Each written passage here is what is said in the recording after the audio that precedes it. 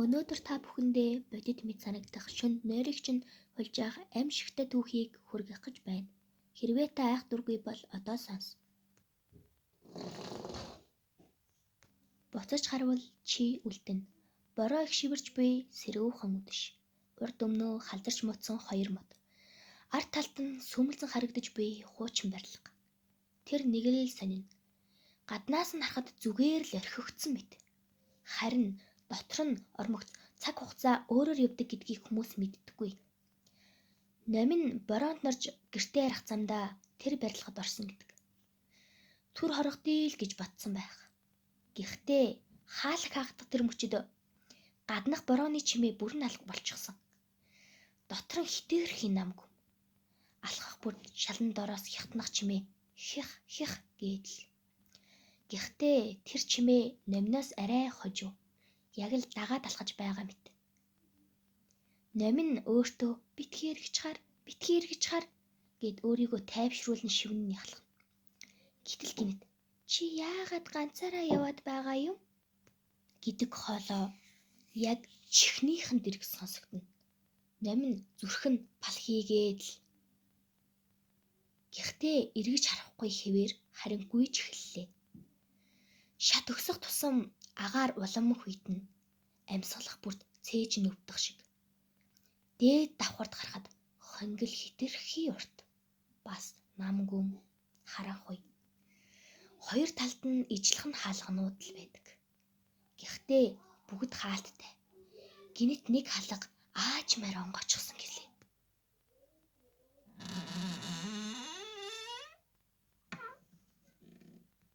Сайн харвал дотор нь нэлээд том тэл.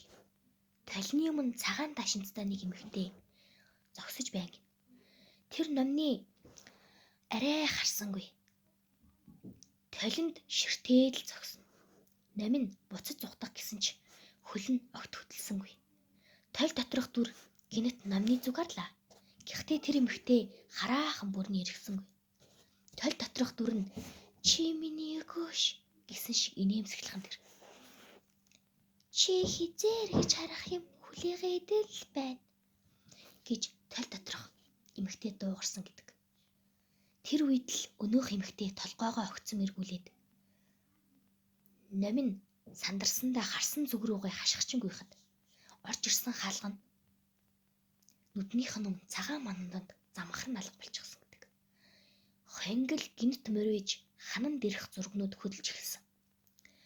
Зурган дээрх хүмүүс нүдэрээ номныг дагаад л чич бас энд үлдэн бид бүгд л үлдсэн гэж шивнэх олон хоолой сонсогдно.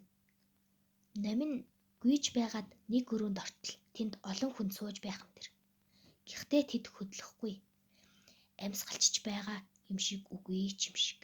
Тэгээд нэг нь аажмаар толгоогоо өргөөд чич бас хүлээхээр ирв үү гэж асуув.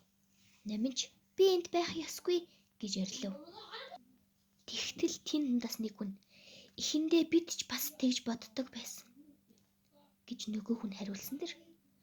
Тэр мөчөд гэрэл унтарч өрөө бүхэлдээ харанхуйлаад харанхуйн тундаас нөгөө цагаан дашинцтай эмэгтэй барилгын жижигхэн цагаар сарны гэрэл тусахад түүндэн бүдэг бадгал харагдана.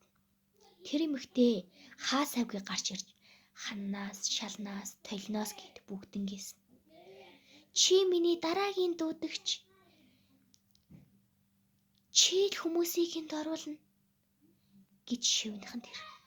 Номинч үгүй би тийм зүйл хийхгүй гэж номин хаш гарахад эмэгтэй инээмсэглээд хин ч ихэндээ зөвшөөрдөггүй юм гэж хэлхэн тэр. Тэгээд гинт номны өмнө толь гарч ирв.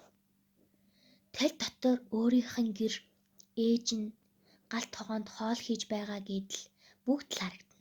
Номинч би танаас гуй миний гэр бүлээр битгий оролдооч гэхэн тэр цэвхий цагаан царайтай эмэгтэйч тэгвэл чи гарч болно. Зөвхөн хаалгыг нэ гэж эмэгтэй хэлв.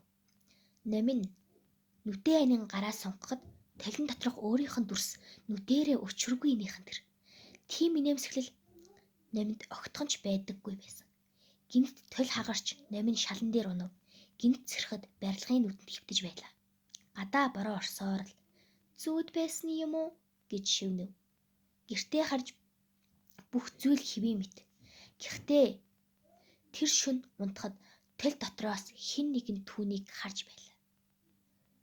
Маргааш нэгийг авчирэн шүү гэж шивнэх дуу сонсогдов.